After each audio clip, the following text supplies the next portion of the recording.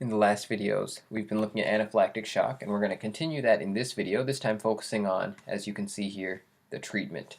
So just to review really quickly, we've got our immunoglobulin E's. You have many of them bound to a mast cell in a process called sensitization, and they have a specific shape here that'll bind with a specific antigen or allergen, and so when that comes here, binds to adjacent IgEs, all your histamine, your granules with histamine are released, and so your histamine amounts in the blood will shoot up, it will rise, and then that causes two main effects, right, that we were worried about in terms of the patient. We had bronchoconstriction, so it's hard to get air in. And then we also had vasodilation. Then we also actually had some capillary permeability, but basically your blood is all just pooling in your body, and you're not able to get it to circulate effectively. So in terms of treatment, first of all, I guess the most important thing is to immediately remove. You want to remove any obvious causes. So remove obvious causes. For example, if the patient is receiving a drug infusion and this reaction starts, you'll want to stop the drug infusion. Now, immediately after that, your next priority is to get the patient epinephrine. So what is epinephrine? Well, epinephrine is actually, it's involved in your sympathetic nervous system, so that's kind of the fight, flight, fright. So fight, flight, fright. That's what happens when you see a bear or you see something on a final exam that you weren't expecting. It's when your body's really worked up. And so two things that epinephrine does. Epinephrine does a lot of things throughout your whole body, but two effects that we're concerned about have to do with the alpha-1 receptors and the beta-2 receptors. So what do the alpha-1 receptors do? Well, the alpha-1 receptors actually promote so I'll write down here, causes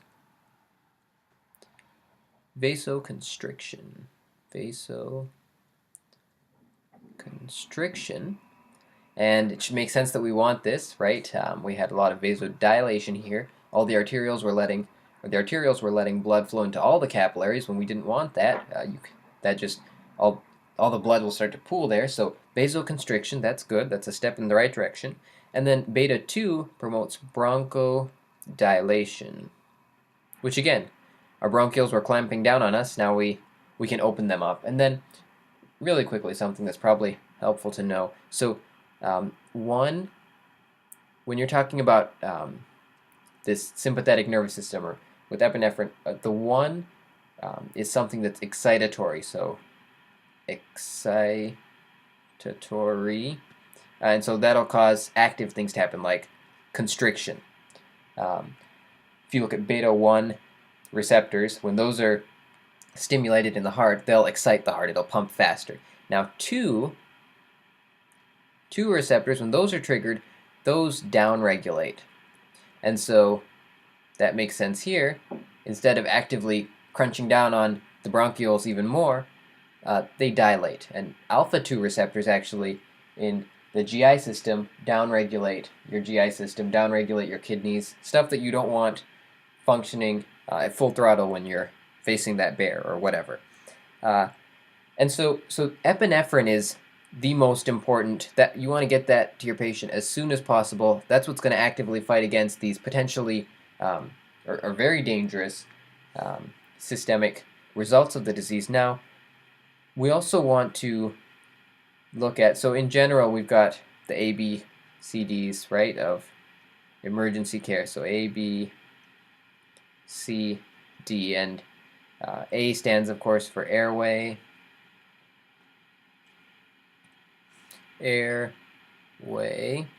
B stands for breathing. C stands for circulation, and D here will be drugs. So in terms of the airway, the patient needs to be able to get oxygen. So if they're, and so you want to probably angle their head back a little bit. So if this is the patient's head, should be slightly angled back so that there's a clear track for the air to just come straight down into the lungs. This is where the patient's eye would be in that drawing. And then if it's completely occluded because of this bronchoconstriction, you may have to intubate. So intubate if completely obstructed. So again, intubating is if completely obstructed.